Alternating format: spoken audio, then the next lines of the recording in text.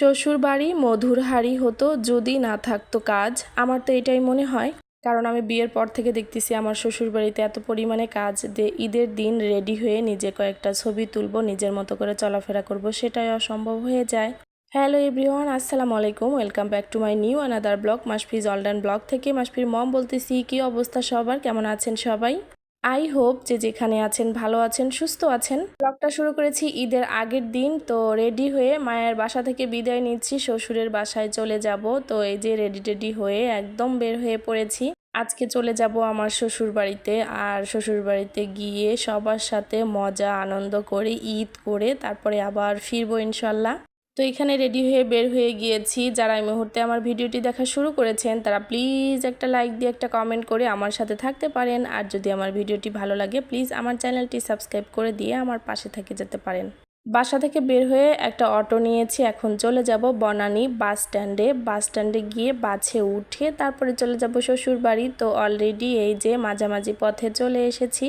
যারা আজকে নতুন আমার চ্যানেলটি প্রথম ভিজিট করতেছেন, আমার ভিডিওর কোনো অংশ যদি আপনাদের কাছে এতটুকু পরিমাণ ভালো লেগে থাকে তাহলে প্লিজ আমার চ্যানেলটি সাবস্ক্রাইব করে দিয়ে আমার পাশে থেকে যেতে পারেন। আর পাশে থাকা বেল আইকনটি অন করে দিবেন, তাহলে আমার ভিডিওর নোটিফিকেশন পৌঁছে যাবে আপনার কাছে সবার আগে। আপনি আপনার সময় এবং সুযোগ মতো দেখে নিতে পারবেন। যারা আমার সাবস্ক্রাইবার তাদেরকে জানাচ্ছি অসংখ্য ধন্যবাদ। তো এইদিকে দেখতে পাচ্ছেন আমরা বাসে উঠে গেছি, আর এই বাস নিয়ে যেয়ে পৌঁছাই দিবে আমার শ্বশুর বাড়িতে। এতদিন আমি কোনো ভিডিও আপলোড করিনি, কারণ আমি তো অনেক আগেই বলেছিলাম আমার শ্বশুর বাড়িতে ভিডিও করা অ্যালাউ না, ওখানে গিয়ে কোনো ভিডিও আমি শেয়ার করতে পারবো না।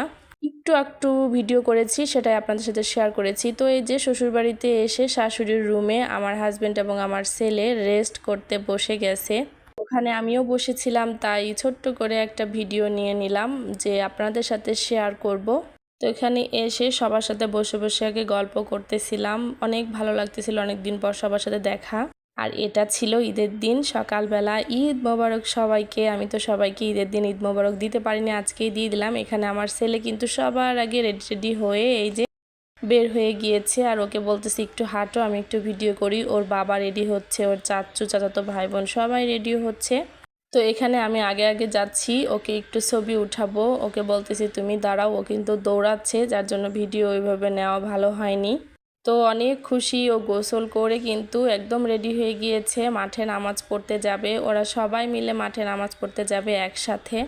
তো রেডি হয়ে বের হওয়ার পর এই যে ওর বাবাও চলে এসেছে, ওর বাবাও রেডি হয়ে গিয়েছে। এখন ওরা সবাই ঈদগাহ মাঠে নামাজ পড়তে যাবে। ওরা নামাজ পড়তে যাওয়ার পর আমি গোসল করব, কারণ অলরেডি অনেক কাজ আমাদের হয়ে গিয়েছে, যেহেতু আমরা 4টা যা শাশুড়ি মিলে সব কাজ করে ফেলেছি। এখানে দেখতে পাচ্ছেন আমার শাশুড়ির কিছু কিউট হাঁস। উনি হচ্ছে সময় কাটানোর জন্য কিছু রাজহাঁস পালন করে।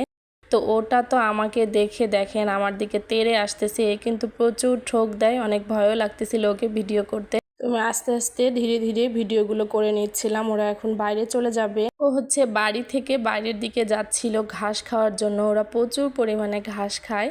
এবার শ্বশুরবাড়িতে গিয়ে এত পরিমাণে ব্যস্ত ছিলাম যে আমি কি বলবো, কোনো ভিডিও করতে পারিনি, কারণ বিয়ের অনুষ্ঠান ছিল, সেগুলো সব ভিডিও হচ্ছে নিষেধ দেওয়া, তার জন্য আমি কোনো ভিডিও দিতে পারিনি। তা না হলে আপনাদের সাথে আমি আমার শ্বশুরবাড়িতে যে বিয়ের অনুষ্ঠান হয়েছে সেটা শেয়ার করতে পারতাম। এরপরে আমরা প্রায় 8 দিনের মতো আমার শ্বশুরবাড়িতে থেকে এই যে আজকে রওনা দিয়েছি আবার হচ্ছে আমার গন্তব্যস্থলে, যেখানে আমি থাকি, আজকে সেখানে চলে যাব।